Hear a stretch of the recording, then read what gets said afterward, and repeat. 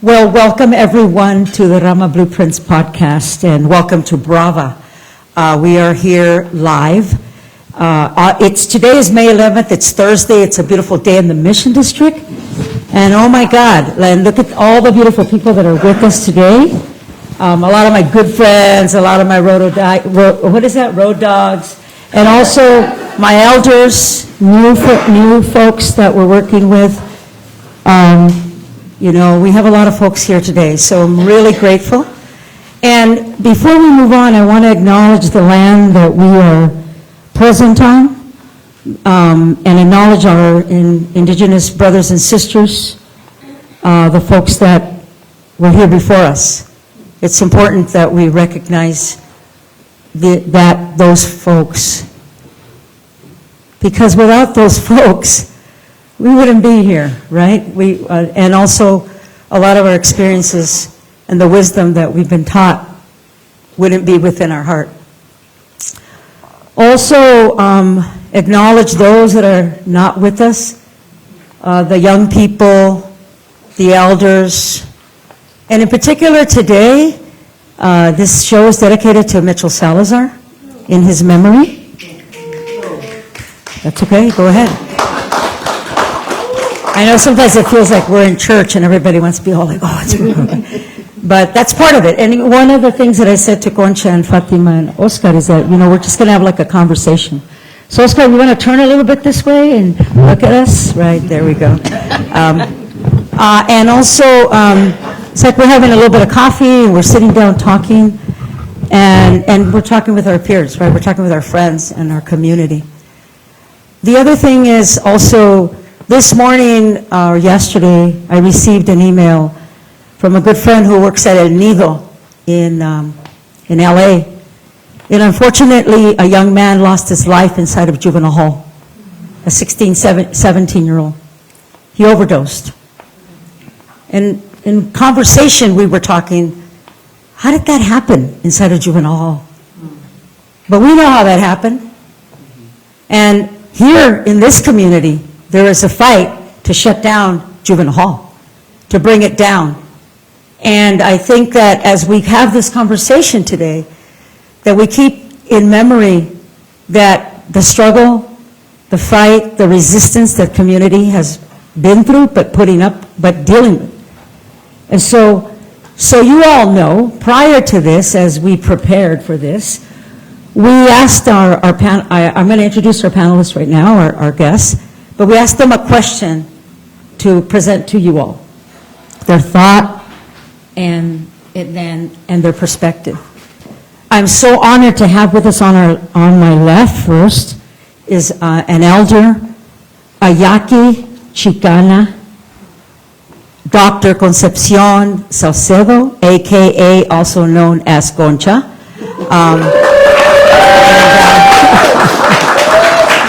Concha's a grandma, a professor, a teacher, a healer, and a woman who has, really represented what continuing the work means, sustaining the work.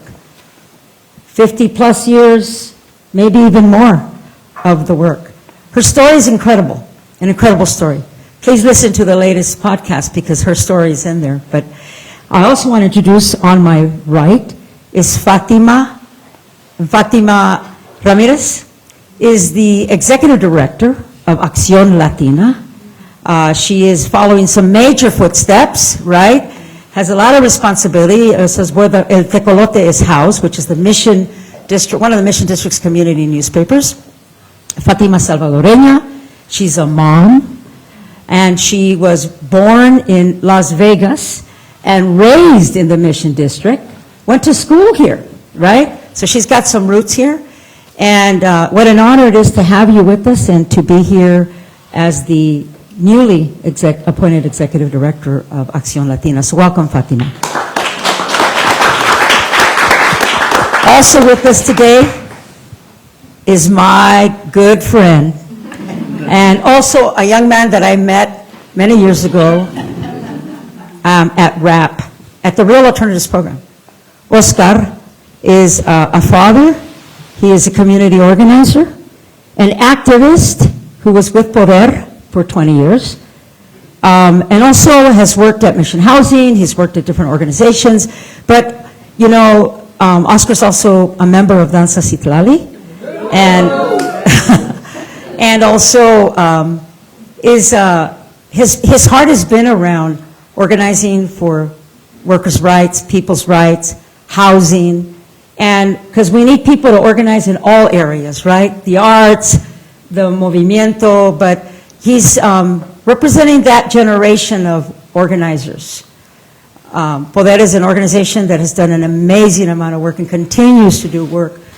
And there's a lot of folks that work there, women and men working together. I also, Oscar's now at the San Francisco City and County, and he works in the planning department, correct?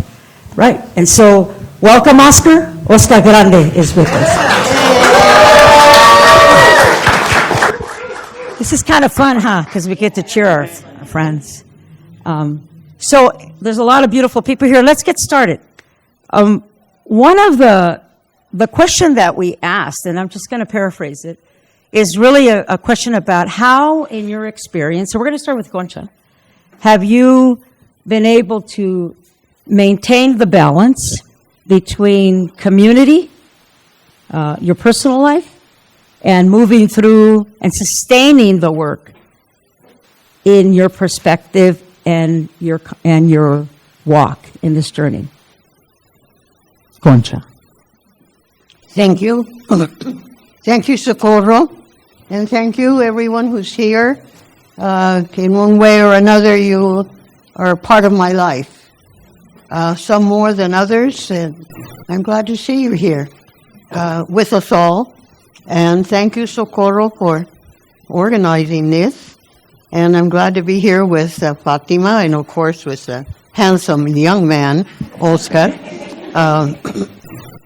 So the question you pose caused me to spend some time today and in the last few weeks reflecting, how did I get here and how have I maintained a balance? I'm not sure whether I always maintain a balance. I'm an imperfect human being, and I struggle maintaining a balance between the values that I was taught within my family. I was fortunate to have a mother and father who came from Mexico. My father had to leave for political reasons. He was involved in an armed rebellion, and he was never able to go back. And when he was here, he helped others in whatever way he could, particularly Mexicanos, and primarily that's Latinos who were here were Mexicanos.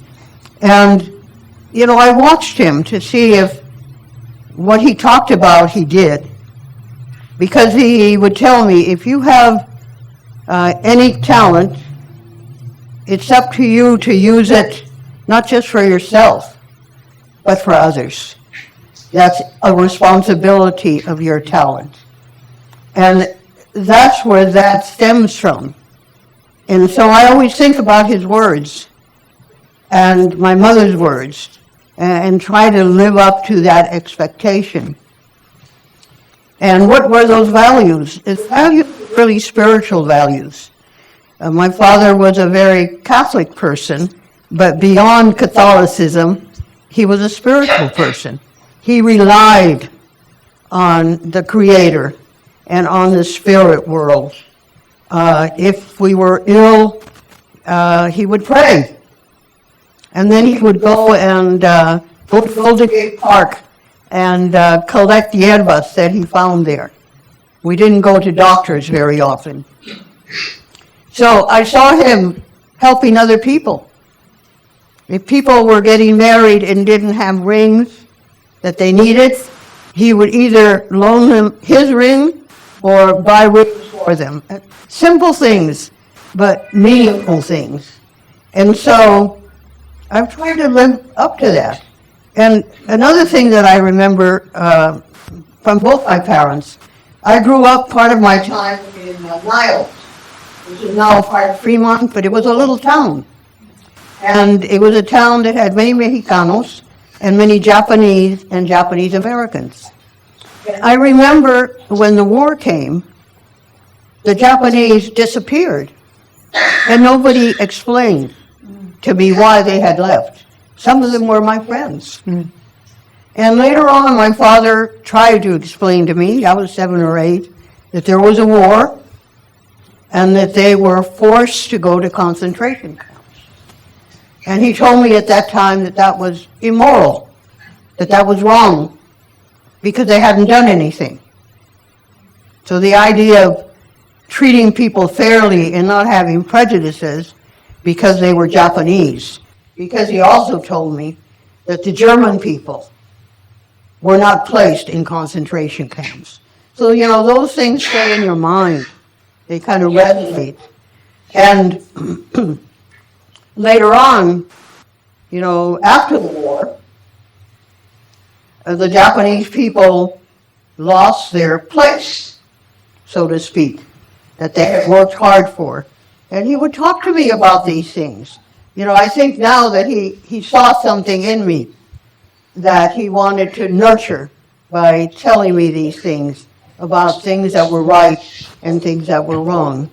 So now when I do the work that I have been doing for forever, it seems like, last 60 years at least, I think about those things and ask myself, am I living according to those values of compassion, of being helpful, of being respectful of the people that you assist, not looking down because I may have a way of doing something that they don't have, to always treat people with respect and with love and with dignity. That was the way to be in the world, in whatever I was doing. So my foundation, I was fortunate, came from my parents and from really their spirit of how to be in the world. They too were imperfect beings and made mistakes, right? And so I still struggle. Am I doing the right things? Now, today I was able to come here, I knew it was the right thing, but I wanted to be here. You know, I was the chairperson of the RAP board where we had to make the decision to close it. And that was the only time in my adult life that I cried publicly at a public meeting, because we were asking the city to help us continue, and they wouldn't. They wouldn't provide any more funds. And the situation was drastic, regardless of what people think happened. What happened was that what many agencies perhaps don't do anymore, RAP spent more than it had and got into trouble that way. And people have created all kinds of stories. But that is a true story. You know, I was there. You know, I know.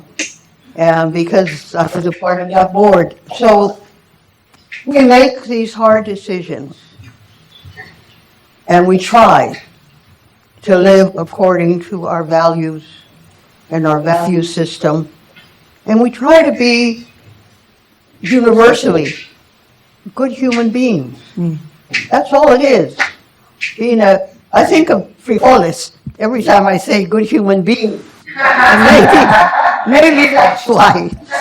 We are good human beings. And I belong here. And I know I don't want to go over time. I should want to say one more thing. You know, they say I'm an elder, and I just wanted to, and sometimes that I'm old. But I really think of myself as being vintage. Right? You know what's good. And we take care of vintage. I take care of myself. Others take care of myself. So I try to honor vintage as well as elder. Senior, I don't understand what that means. I'll go with elder Gracias. Well, thank you, Concha. Thank you for those words. It makes me think about just so many conversations, and also just how this wisdom is so critical for you to continue to, and thank you for being with us Thank and you. sharing that. I'd like to jump over to Oscar and have you maybe share some of your thoughts on the question that was presented to you. I also want to remind folks that Oscar Grande is also born and raised in San Francisco, Excelsior district, right? So I want to give credit because we're all from all parts of San Francisco. Oscar, ¿qué piensas? What do you think? So your question around balance. Yeah. Balance of Mike, please. Balance of work, life, activism, familia. Well, first, I just want to say it's a complete honor to be here, to be in the midst of such greatness, of elders and contemporaries and young folks that I admire, that I've worked with, that, I've shared many different spaces. And I think that's, for me, sort of really represents kind of who I am and who I want to be in this world, and how all these circles kind of come together.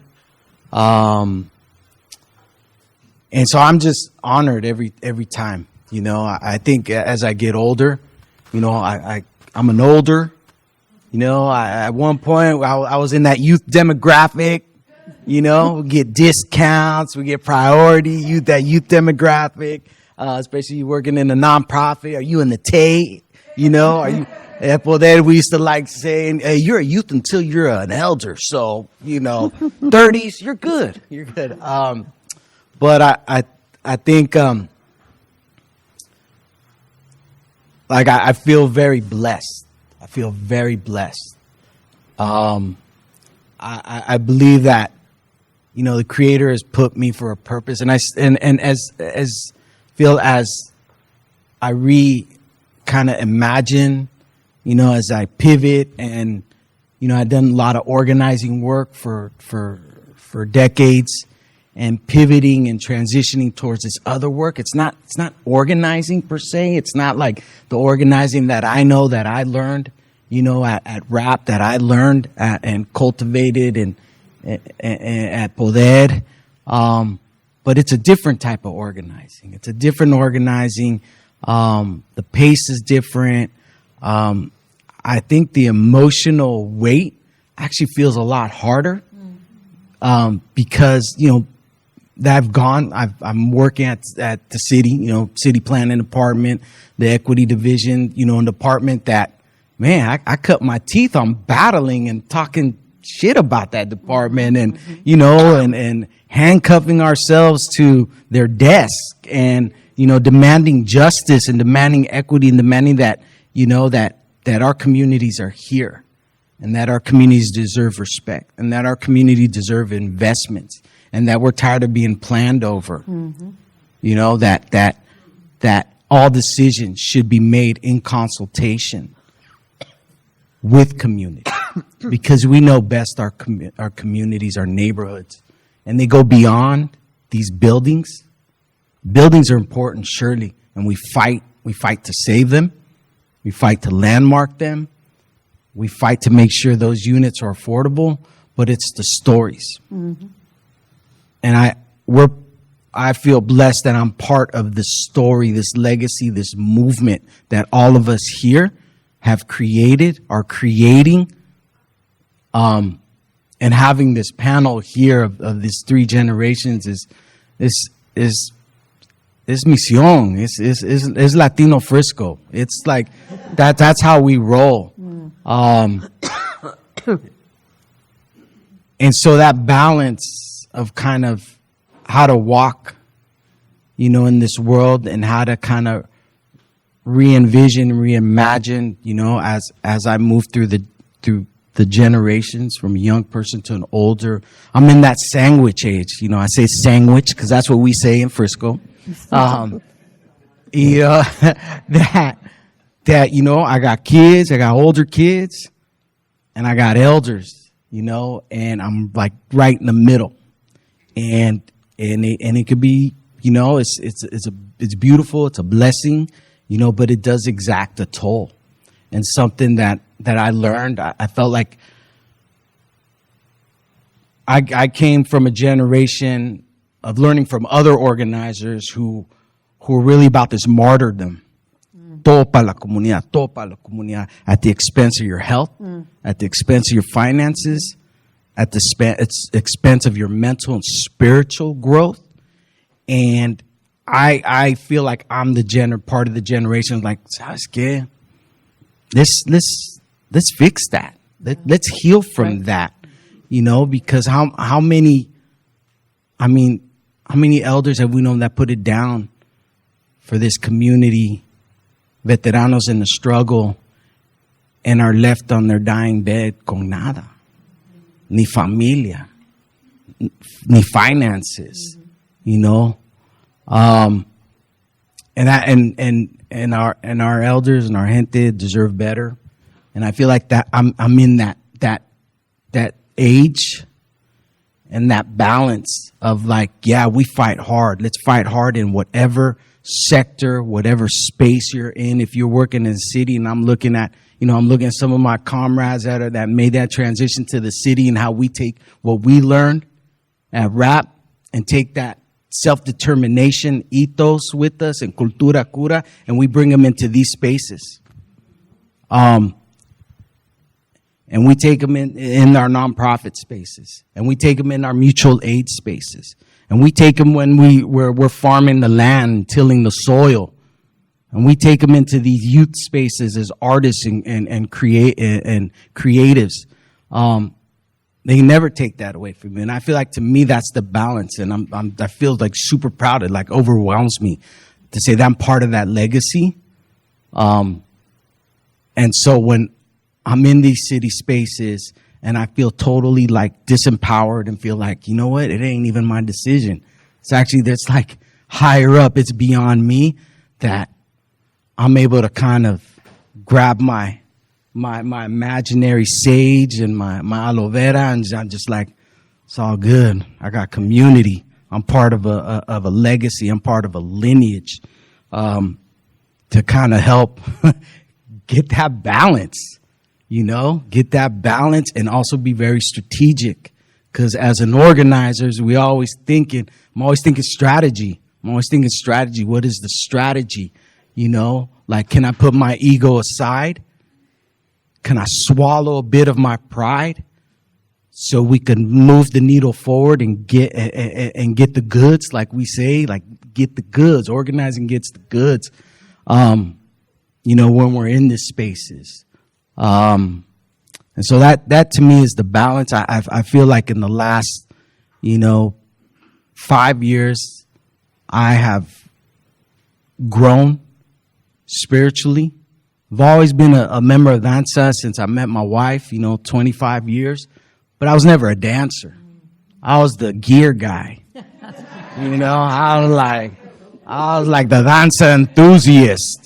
I carry your drum. I got the canopy. I'll roll a couple of sage bundles, all chueco, but they get rolled. But it wasn't until like 5-6 years ago I became a danzante. My experience is totally different. Not a good danzante, as some of my fellow danzantes know, pero puro corazón. Puro corazón. And I think that has really helped me to really ground myself and define what my spirituality is. Up until then, it was like, I'm a recovering Catholic. That's my spirituality. But okay, and what? And that has really helped me to grow as a person, as a father, as an organizer, as an advocate, as a city planner, community developer, whatever title they gave me, as an ally. And so that's the balance I'm really trying to cultivate, and grow. And then to teach others or to share others. I have a responsibility as a mentor, as a father, as a brother, as an uncle, as a friend, that I really take seriously that I am an elder in training. I want to grow up to be an elder. I want to grow up to be vintage, you know?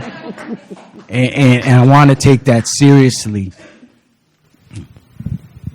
You know, I'm sitting here listening to you, and I remember when I first met you at RAP, and you were RFK Fellow, Robert F. Kennedy Memorial Fellow. And wow, Oscar, welcome, you know, and thank you for sharing that wisdom with us and for always having that corazón. Somebody said to me today, Stella, corazón y comunidad, right? Corazón and comunidad. And that's extremely important that you have that balance. Fatima, welcome. I just want to remind folks, this is tres generaciones, tres voces, sustaining the community resilience. It's part of this show, and that's the theme. And that's what we're here doing today, talking about this. Fatima. Gracias. Hi, everybody.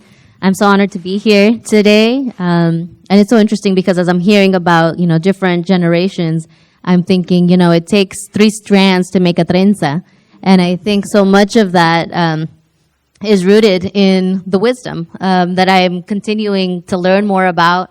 I'm very aware that I stand on shoulders of giants, and definitely am, just honored every time that I get an opportunity to be within a space where I get to uplift others as well, especially, as now the executive director of Accíon Latina and publisher of El Tecolote newspaper, that's very central to our work of making sure that we are positioning those who are closest to that story so that they're able to tell that story themselves, really from their own perspective. And in thinking about the question that was posed to us about, reflecting on our work philosophy, and how we find balance and how we try to stay present in those values when working with the community. First of all, I thought the question of work philosophy was really interesting too. Made me think, I'm like, what is my work philosophy? What is my approach to that? And it just brings me back to where I'm at currently with that of just wanting to do my work with joy and with service to my community, which I think is very much in line with the RAP guiding principle too of wanting to love and serve the people. It ultimately comes back to that. And I think within my own story, I'm the daughter of Salvadoran refugees, and my mom worked in hotel housekeeping, for almost 2 decades. So I think that's very central to my own work ethic too, just as daughter of immigrants, and just feeling this tremendous responsibility to give back and to honor the sacrifices that were made.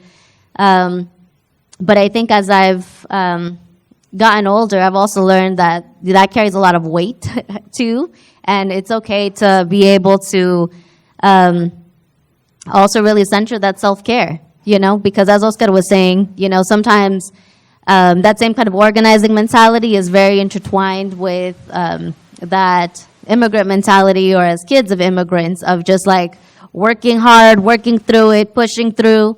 And I think one of the biggest lessons that the pandemic gave us was the need to take a pause and to realize that there's only so far that you can push through until your body says basta. You need to take a break. You need to breathe, recenter, and I think really leaning into spirituality is also something that's very important too. Both of my parents also Catholic, and I think I've tried to reimagine just what those values are for myself now.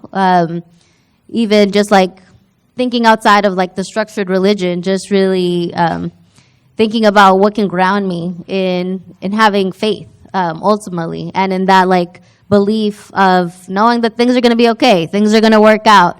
I think that's the biggest, kind of teaching that I take from that. And in resiliency too, I think we talk sometimes about resilience as something that's an individual who's resilient, for example. And what I'm learning is resiliency doesn't have to be a solitary act. You know, it's obviously something that is stronger when we're doing that in community, and when we're bold enough and humble enough to ask for help, to realize that we can't do everything on our own, and that it doesn't always have to be us who's like saving the day. Like sometimes being able to move forward is actually by just being able to turn to somebody and like unpacking and saying like, this is what's going on right now, and these are the challenges I'm facing, this is where I need help. And in being able to do that, you actually are able to build stronger connections, stronger bonds with other folks, ultimately bringing us together as community to move forward and actually be resilient. Wow, thank you for that. Let's give our guest a hand for all the sharing and, thank you for that. It makes me think about how, as your positions in your work, and I know now that you're not an ED anymore, but you're still working with young people in different ways. And Fatima and Oscar, you're still in the thick of it, right? You're still in the work and building community. So oftentimes we run into, challenges, right?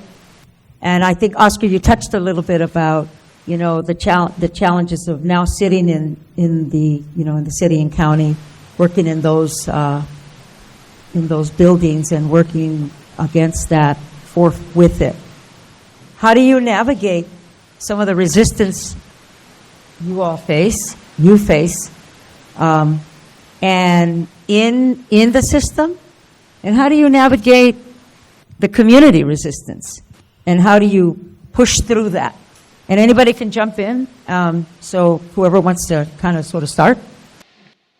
Well, listening to Oscar talk about being in the system and bringing his heart with him, and his heart that developed in the community, thinking back to the 70s, there wasn't an Oscar in the system. That actually the people that were Raza oftentimes had acculturated to that system. So they became, in effect, the enemy. So that was a very painful time because you could not depend on those who you thought you would be able to depend on. So you had to find allies in other places. So I think it's the right time. The right time for those that have been out here to move there with what they learned here. That younger people are stronger. And because there were no supports at that time for people who went into the system. So they had to survive, and one way you survive is to acculturate it within that system. But then they were not as connected any longer. So it's really, I think, an important time for younger people to consider, because those systems are ours. That's my view, but they don't respond to us in the way we want them to or expect them to. So that we need people, like all of you, to be in there, many of you that are here, to be in there and to take his part and the strength that you have learned here, and to know that you have that strength behind you. Comments? Oscar, Fatima?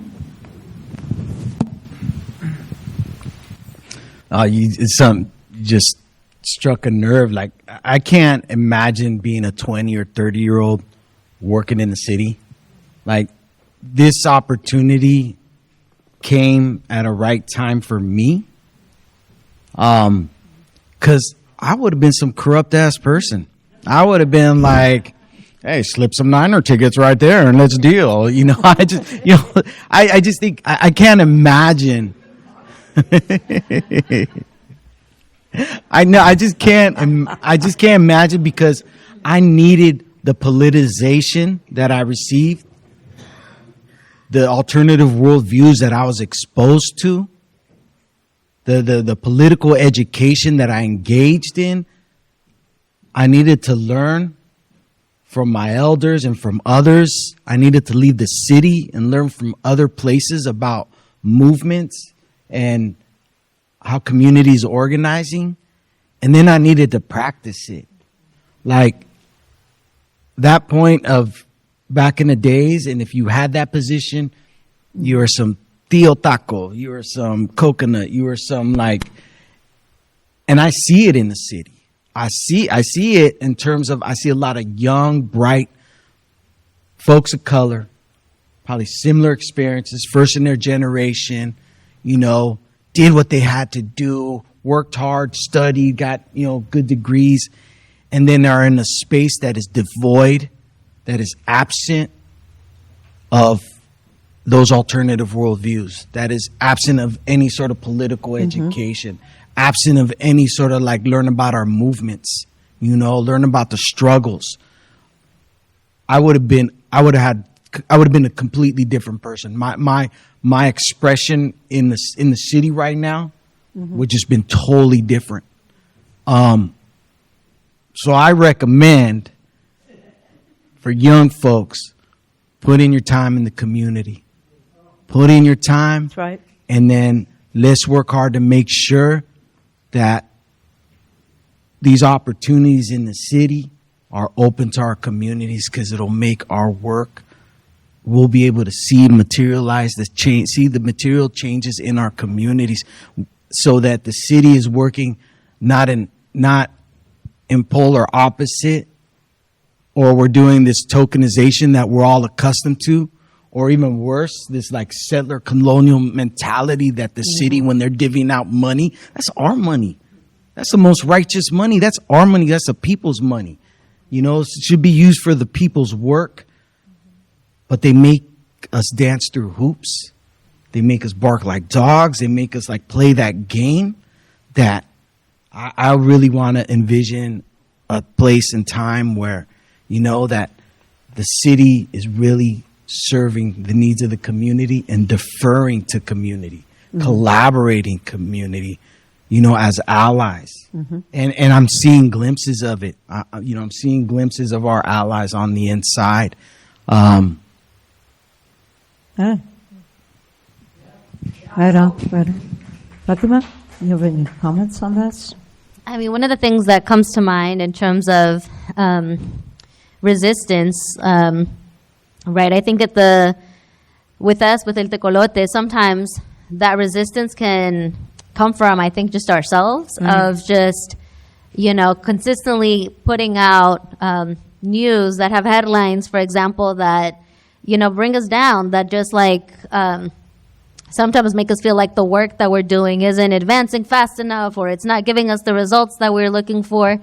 And I think in those times, it's still important to keep in mind, like, just the power of a story, and being able to look sometimes within our own community as well, making sure we've got that story straight, that we're doing the research to be able to include different voices, especially those that often get excluded from the conversations.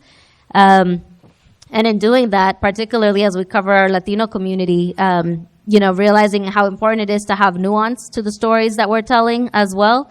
And making sure that, again, we're continuing, you know, despite the resistance, continuing to open up those platforms to have those stories be told, you know, and getting creative with the different mediums, right? Like, if it's not print, it's a podcast. The podcast will travel further. Right. And now you're able to have a bigger reach and tap into an audience that perhaps feels like they've been excluded from the systems before. Maybe that feels like they can no longer afford to live here in the city, but can still tune in somewhere else and can still make noise wherever they're at to try to bring us together, and therefore increase our coalition building efforts.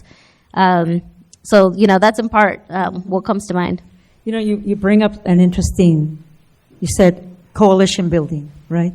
And part of the second half of this conversation, of this question, is about how right now you, Fatima, as executive director, how are you collaborating and working with the other leaders in this community? And in particular, I know when you and Concha met, right? And how and what has resulted from that, and how do you guys communicate with each other to support each other in case you find yourself in that resistance, and how do you hold that to each other. So I don't know if you want to comment on that, or Concha, if you want. Go ahead. No, go ahead. What Oscar said resonated with me. In terms of how do you approach or communicate what we need to communicate about our community to people in the city without necessarily attacking. How do we speak to the heart of the intent? And I just want to mention very quickly a short story of how Instituto was able to get the building clean from SUNY Coleman.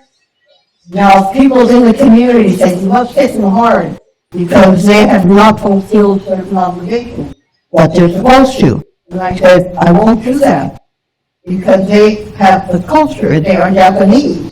And if I'm going to ask them for something, I'm not going to offend them and insult them. It took 3 months of meeting with them. And the man was the vice president of the bank, and he was an elder.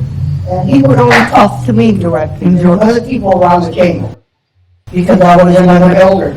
And we were exchanging the cultural stories. And in that process, finally one day he said, I really want to help you. I don't know how to do it. What can I do? And I said, walk out. You can give us the building. Everybody around the table laughed.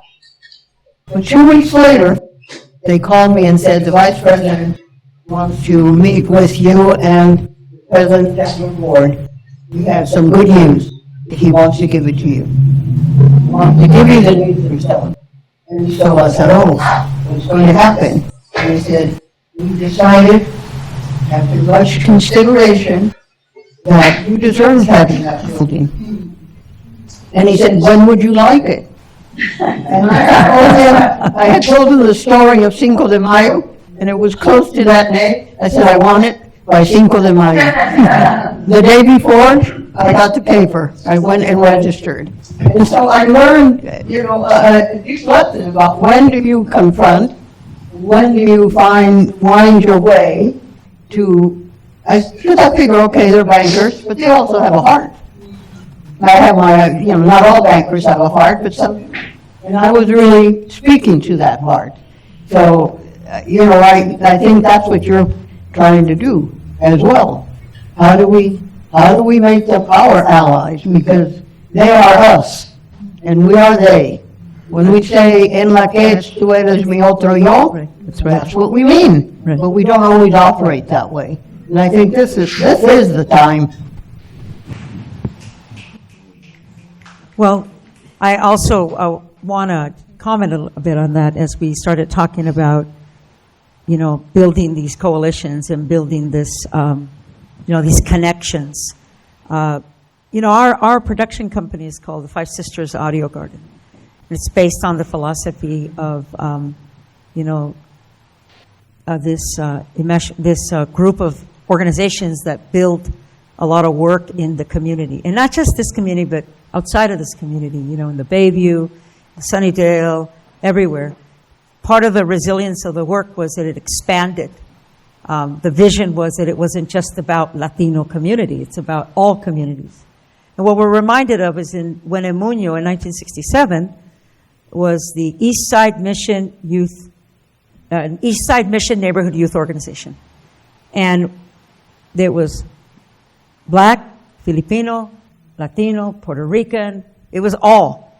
And they had this building of this feeling of community. And so, given the time today, how are organizations, in particular your organization, working with other organizations in this community? Because I know one of the highlights of Tecolote was you had a reporter that was talking about mental health. And if you can address that a little bit, how that builds some sort of coalition. Go ahead. Yeah, that was, I think, obviously, as we saw the disproportionate impact of the pandemic on our Latino community, it became very apparent to us very quickly at Accíon Latina and El Tecolote that even beyond all of the physical effects, that the pandemic was going to take on our folks, what was going to be harder and was going to take much longer is what's invisible. It's all of our mental health. That's still an ongoing issue, right, for all of us.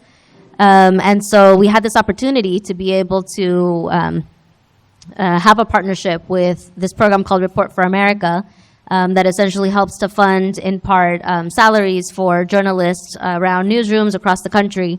And we were asked to come up with a specific beat that we wanted covered, which was a new thing for us at El Tecolote because, first of all, we work a lot with a lot of student journalists and volunteers, and it's challenging sometimes to be able to have consistent coverage on a specific topic. It tends to be whatever is most urgent at the time. So to have the opportunity to have dedicated investment of time and actually be able to follow through and looking at mental health seemed like the obvious choice for us in terms of the beat. So we were able to apply through Report for America. We were fortunate enough to be able to secure that funding and be able to bring on a mental health reporter.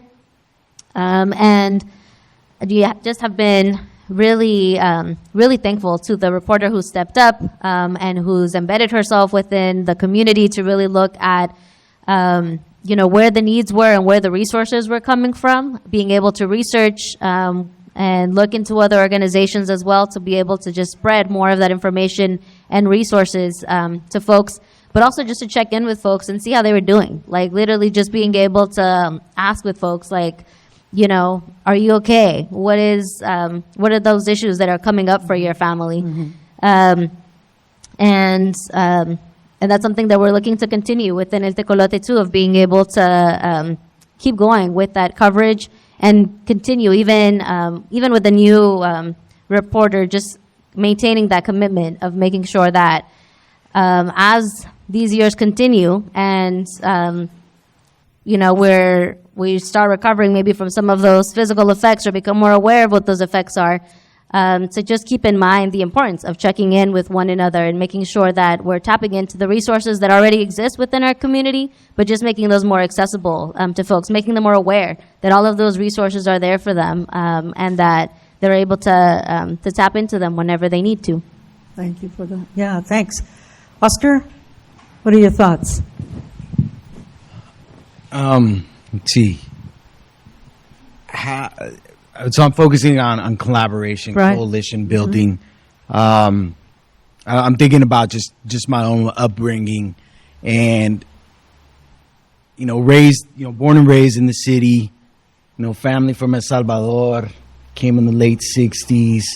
One of my side, the only of my side, 5 siblings to be born here and be like, truly, I'm from here. I was raised here. Like many of us, it's kind of like, no somos de allá ni de aquí, or kind of in this in between. Right, and growing up with that. One thing I learned and that I carried with me is, I just remembered like this Salvi solidarity economy that existed.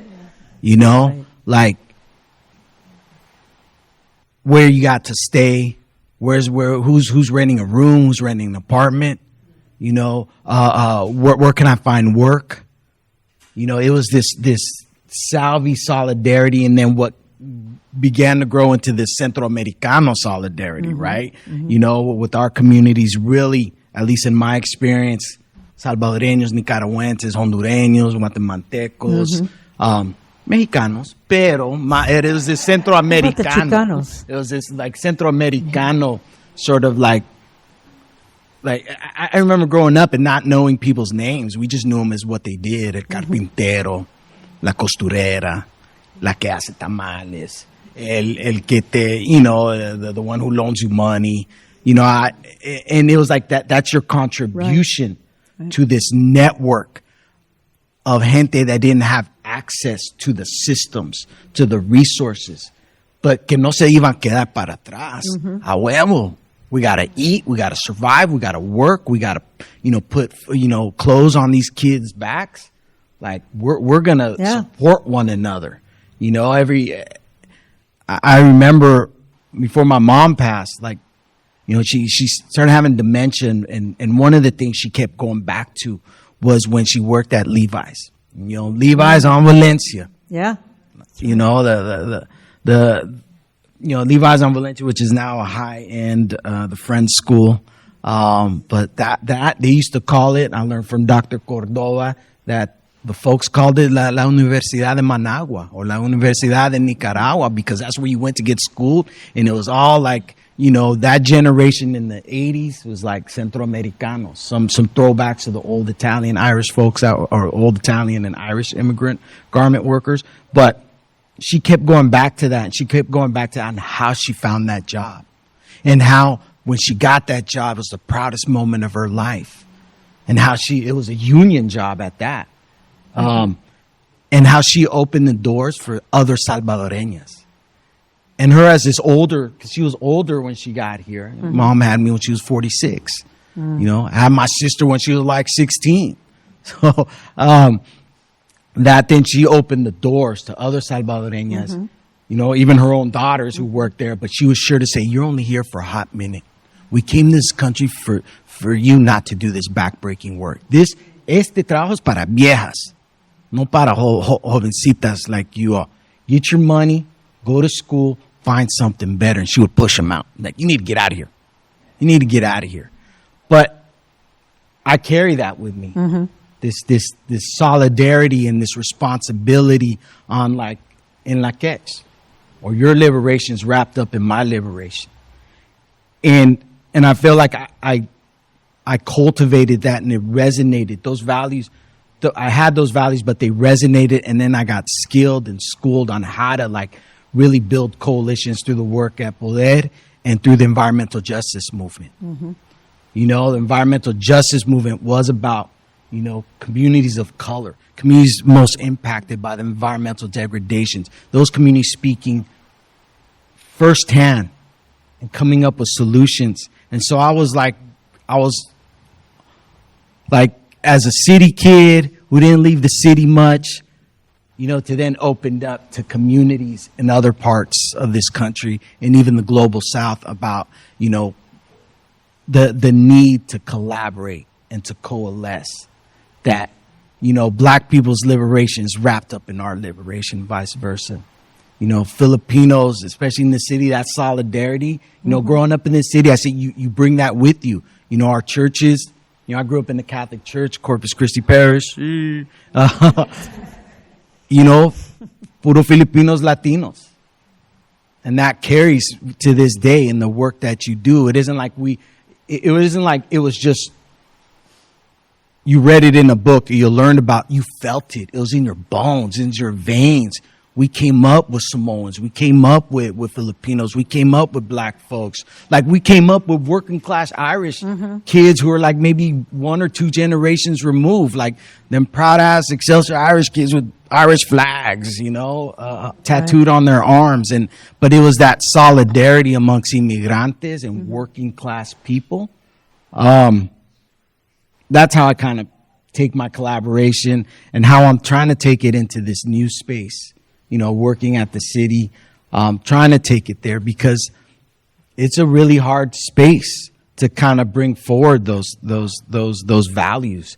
The city does, from my experience in the nonprofit days now, the city does a great job at dividing communities, of perpetuating, of instigating disunity, and I think that's why it's important for us to like break down those doors and claim our rightful place in these positions, in these departments, because I think you could teach it, Right.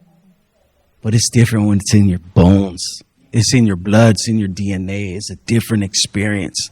It's a lot of emotional labor that goes into, like, I think folks of color that are in these positions having to do double the labor to school, to educate, to inform, like your colleagues, like, oh, tell me, I don't know why, why do Latinos do this? Why do they like hanging out on 24th Street Plaza? Tell us why.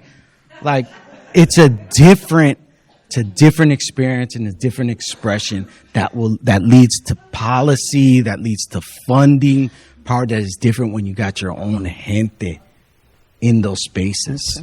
That's right. Thank you for that. I think as I'm listening to this and I'm thinking, when you think about 25 years ago, and all these coalitions and organizations and folks working together. And I'm so proud to say that the podcast, our partners include the United Players. It includes, UP, right? Let's give them credit. And it includes the Pacific Resource Hut, which is representing the Samoan community, the Pacific Islander community. It's intentional. It's con intención. That's why we did that, because it also definitely represents and connects our community. And our community is so made up of so many different folks. And so as we're building consciousness and building resilience, I want to ask you, how are you within your organizations or within the work? And I know, Oscar, this may be a little bit tricky for you, but how are you doing this work to build consciousness and community for the new generations of folks to come? Because, I came out of the Chicano movement, and I was schooled, and I was trained, and I was taught to be a good soldier. I didn't just, I carried it all the way through to this day. I'm still practicing it. But how do we build a consciousness, a movement of community workers? Because it's great. People want to go work and stay inside the city and do that, bring that corazón en comunidad with you. I agree. But there's work in this community and other communities. When we first started speaking with Concha, she said, there's a historical, people are not understanding the history or don't know it. So what's your responsibility? How are you doing it to build consciousness and to build resilience amongst the new generations of folks that are coming? I think each of us here, we're different generations, so we're going to do it differently. What I've decided is I'm going to talk about it as much as possible with the young people that I interact with. I get along very well with some of these little street dudes that someone sends to me. They don't even realize they're going to a psychologist most of the time. So it's an ideal time. I talk to them as grandma, right? Talking history, talking what they can do, what's possible. And because I think they don't realize what's possible in many cases. They only live on their street and around there. But they haven't traveled, they don't want to, particularly they can't. So I think that my job now, I'm 88, as a lot of people know, and I'm still here. And so now I can talk about things that maybe other people can't talk about in a way with them, because I represent a grandma. And one of the things I keep just rediscovering is that these young people that people often dismiss as being not just irrelevant, but being disrespectful and all of that, they come with such respect. They come with respect, and are respectful and offer to help in many ways. So for me, there's an opportunity to be a teacher, which that's how I consider myself, a teacher. And so I can teach what I have learned and what doors they may need to open, and just give them a push them in the direction or to other people that they could connect with. So that's what I have figured out for myself at this time, because I can't be out on the street talking to people as I have in the past, or I can sometimes, but not all the time. Thank you for that. Fatima? Yeah, we were, what comes to mind is that in an interview with Carlos Santana, actually, he referred to Accíon Latina and El Tecolote as a centro de consciousness, centro de conciencia.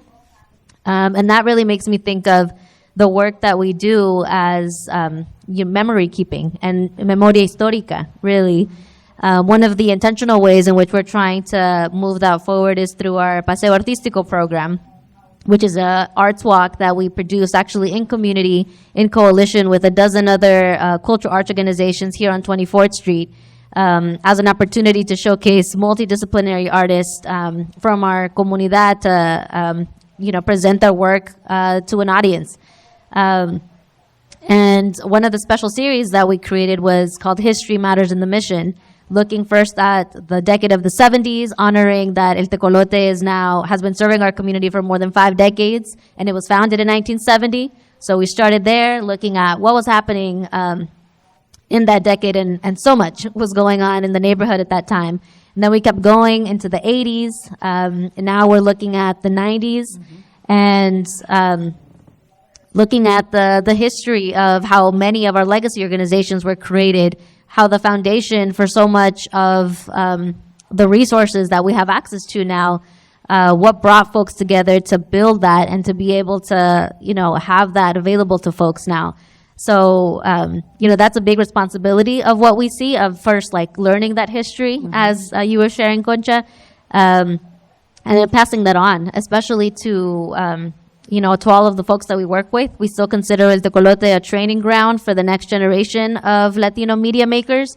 And we're often in contact with a lot of student journalists, a lot of media makers from different city colleges, state schools, and many other universities. And one of the things that we're trying to pass along to them through other work that we've been doing, particularly with the Solutions Journalism Network, is looking at, first of all, in those solutions, how do those solutions come about, and how are they community driven? And then looking at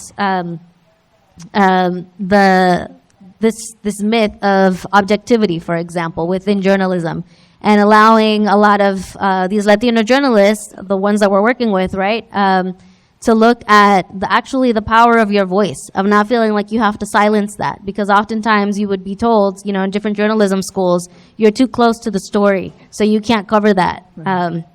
And we did a whole series recently, for example, looking at paid sick leave for domestic workers. And the reporter who was telling that story was, she's about to graduate from SF State. Lorena Garibay did a fantastic job in tapping into her own story, her own family story of her mother working as a domestic worker, she herself helping her and therefore also being a domestic worker while she was trying to do her studies. And being able to share that with a person she was interviewing just opened up a whole other door of trust for that person to be able to tell their story and to tell it genuinely. So, we want to continue to encourage that among this next generation of journalists too, of just like, be authentically yourself, your whole self, as you're telling that story, because that will ultimately, open more doors for everybody else. And thank you for that. It brings the thought that one of the stories that was shared with us with some of the first folks, they talk about the RAP patrol, the first Gaius outreach. And Juan Gonzalez shared the story with us, one of the founder of Tecolote. And he said that the Tecolote back in the day rode in a van with the RAP patrol. And they were like on the front line, reporting what was going on in the streets. And so I want to applaud El Tecolote for continuing to carry on that and challenge El Tecolote at the same time to say, place a reporter in every organization and figure out how we do these internships. But at the same time, I remember hearing that story from Juan and then hearing Jim Queen and Esperanza talk about that. And I can just imagine it, a reporter in the 60s running around with folks and reporting what was going on. So thank you for continuing that work. And it's so inspiring también to hear how you guys are continuing to hold on to that legacy and teaching the new generations of journalists and reporters that are coming. Oscar, what does it make you think about? I just had an image of place a planner in every van. There you go. There you go. We need these professional planners that are in the city, these community developers that are working in the interest of our gente, of our peoples, of our communities, but don't know our communities. Don't even know the streets. Don't even know what block, what exists, what's there, much less the historical context of memory keeping. So a lot of our memories they're folk tales.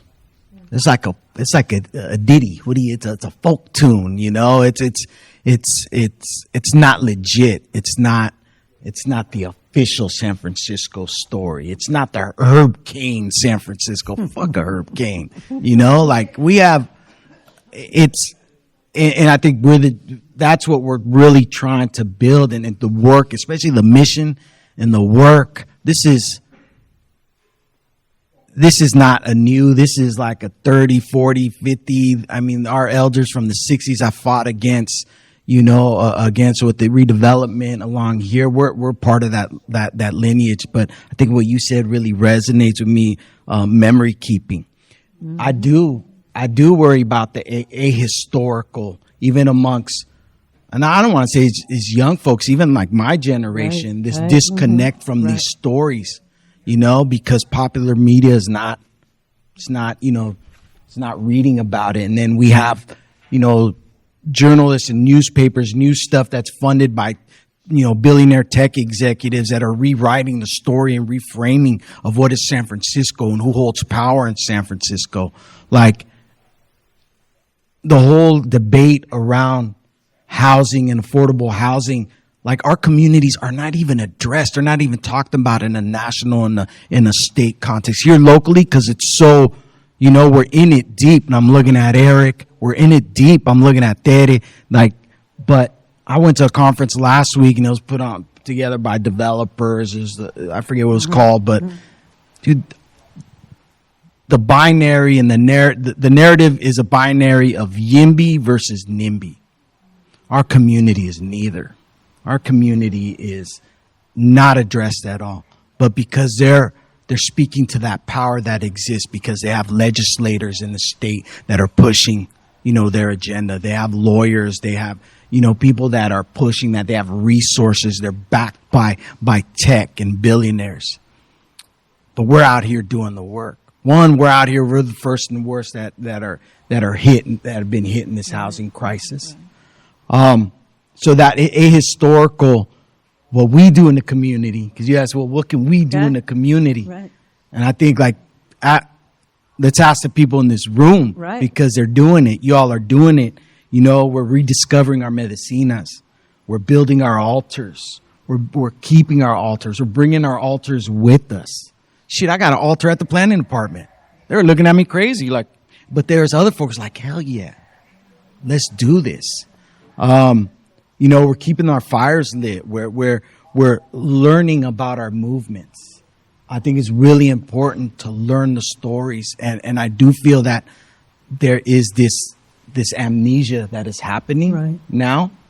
Because we're not telling their stories about movement. Mm-hmm. I mean, I love the resurgence on lowrider culture. I love the resurgence of throwback fashion. That is beautiful and that is power, and we're reclaiming it. But we also need to get politically conscious and politically engaged. How do we marry the two? How do we make it cool as hell to be like, I'm going to a planning commission hearing. Yeah, hey, you too, yay. Pick me up in the lowrider. Right. Pick me up in the wrap van, and let's go take. Right. I actually hollered at Arturo, and Arturo brought a van to take a bunch of tenants from San Bruno Avenue just a few months ago, because they're being threatened with their home being taken away. And Arturo brought his van out there, brought about a dozen familias, Spanish-speaking, Chinese-speaking familias to go to the planning commission. So I think there's really great examples of where that's happening, because I think we get enthused and inspired. I don't want to get vintage and be like one of them folks that are back in the days we used to do this. Back in the days, and my kids are like, you do that now, Pops. Back in the days it was this, and the bus cost 25 cents, and but what the work that Ted is doing at Colibri is exactly that. Mm-hmm. It is exactly this praxis, this of we're reconnecting, rediscovering our tradiciones. But we're also very clear and intentional. This is a political act. This is a revolutionary act, of revolutionary thought and action. Because to have any land in this city, you got to fight for it. That's right. And they're consistently fighting for it. but also like doing it in a joyful manner. Like people want to go out there. They want to farm. They want to till the soil. They want to reconnect with their ancestral, wisdom that maybe skipped the generation because their family were trying to assimilate. And then you have this new generation and inspiring an old generation. I think that's a great example. And that is very intentional. That is movement. That is environmental justice movement. This is like the third wave of environmental justice, the third generation of the first generation was keep the bad out, keep the noxious uses out of our community. The second one, let's plan for our futures. Right. Let's plan the community. This third one is let's practice the world we envision. I think what's happening in Colibri, if you haven't been out there, you need to get out there. You need to pick up a shovel and put in some time, and because that land is always, consistently being threatened. And Colibri, talk a little bit about what. Colibri Farms out in the Excelsior District at Crocker Park. Folks know. That's right. It's a huge organizing victory, and we got to consistently always keep organizing for it because we're never guaranteed. And that's something I learned from Francisco Herrera. Francisco Herrera is like, you got to teach the new generation. That's right. Because those wins that we got a decade back, 2 decades back, are always threatened. So you have to keep the memory, and you always have. So that's why youth development and youth engagement and youth organizing is so important, because that's the generation that's going to keep fighting, keep the fire lit, going to keep building the altars, going to keep telling the stories, Right. and creating new ones. Can I add something about Sure, Colibri? Concha. Go ahead. Because I'm kind of a godmother there. Colibri has been a town square,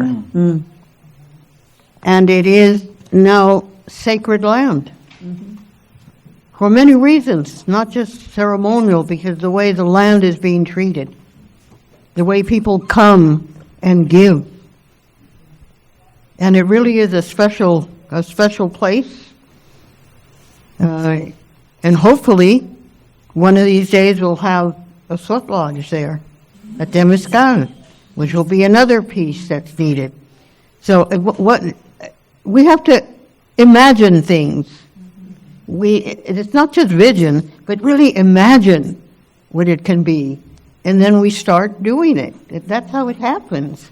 You have to have that kind of. We all have to have it, and we all do, but we don't talk about it. I imagine all kinds of things, and I'm old. I'm vintage, right? But I can imagine all these things happening. Right. And they are happening. And I go back a long time being active. And I started in the peace movement, actually back in the late 50s, early 60s. And going back to the original question, why am I still here? Because of love. The love that I receive and the love that I give gives me strength to take action, right? Because I could just sit in the chair and not take action. Right. And the actions change, but it's important to take action because that feeds you, right? We're hungry for the change. And so we have to be fed by making actions, and all of us taking action collectively. And I see so much more of that now. So I'm full of hope. We have to keep hope. It's true, like the song, we have to keep hope alive. That's right. Otherwise, we just stop. And some people have stopped. And this is the time. Thank you for that, Concha. We are getting to that time of the conversation where we have to bring some closure to it. We had some questions, and as my, colega over here is giving me the signal, and we can keep the conversation going, not just in this space, but in continued spaces, in other spaces, and when you go home, and when you're at the, panaderia, or when you're talking to your colegas, and when you leave from here saying, like, wow, what was that? But I do have another question in a sense, but if you can briefly, I want to just pose to the three of you. So we've been sitting here in deep conversation and thought and pensamiento and wisdom. How do you see your roles, the three of you, to continue to carry this conversation? Yeah, it's great. We're here. The podcast, it's live. We're doing this. We have but how do you continue to carry this conversation? And if one of you can just give a how or a suggestion or a strategy. These are great questions. I just want to acknowledge people and thank them for giving us these questions. And we definitely can address them and talk to them as we continue the dialogue. But I don't know if someone wants to kind of take that on and then bring some closure to, and I want to thank all of you for your patience and for bearing with us. This is our first live podcast, so, estamos aprendiendo, ahí vamos caminando, right? But I want to thank you for this. I don't know who wants to take it on. Fatima, you do it. You're like the, you're the jovencita. Come on. How do we continue the conversations? I think, continuing to create more intergenerational spaces of learning is what comes to mind. As we were talking about Colibri, actually, I've had the honor of, for the last couple weeks now, in preparation for Carnaval, actually rehearsing at Colibri, and I'm part of an intergenerational Salvadoran ballet folklorico group called Grupo Maíz that was founded in San Francisco in the 80s. And it's actually, it's a whole family affair. It's with my suegra. It's with my husband's family. My son, who's, going to be going to kindergarten soon, is now joining us too and is actually starting to learn some of the steps, which is my proudest mom moment for him to just already get in and sin pena, performing in front of people and everything.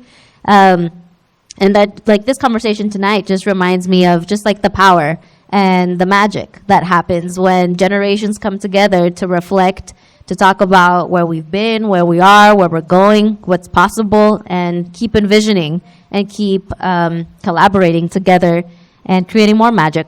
Right on. Thank you for that. I want to thank our guest. I want to thank Dr. Concha Saucedo, Fatima Ramirez, and Oscar Grande. Also thank the San Francisco Foundation for giving us the, as Mitch would say, some nickels to make this happen.